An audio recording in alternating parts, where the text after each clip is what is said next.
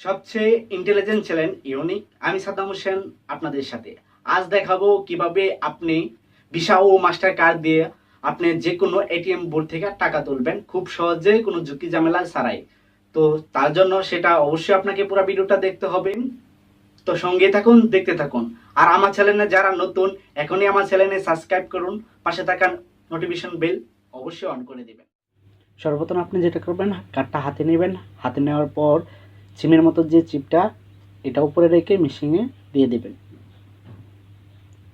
দেওয়ার পর কিছুক্ষণ অপেক্ষা করতে হবে।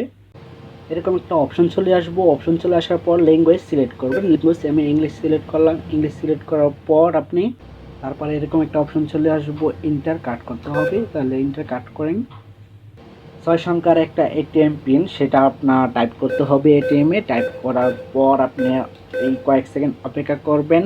অপেক্ষা করার পর আপনাকে একটা অপশন দিব যে ক্যাশ উইথড্র। ক্যাশ উইথড্রতে আপনি ক্লিক করে দিবেন। ক্লিক করে দেওয়ার পর আপনাকে অনেকগুলো একটা অপশন দিব। অপশন দেওয়ার পর আপনি পার্সোনালি ক্লিক করে দিবেন। ক্লিক করে দেওয়ার পর আপনারটা কারেন্ট অ্যাকাউন্ট না সেভিং অ্যাকাউন্ট, সেভিং অ্যাকাউন্টে ক্লিক করে দেবেন। ক্লিক করে দেওয়ার পর আপনাকে এরকম একটা অপশন দেব, আপনি কত টাকা তুলতে চান। হাতে বাম পাশে কর্নারে দেখেন একটা অপশন আছে, সেখানে আপনি কত টাকা তুলতে চান আপনি টাইপ করে তুলতে পারেন।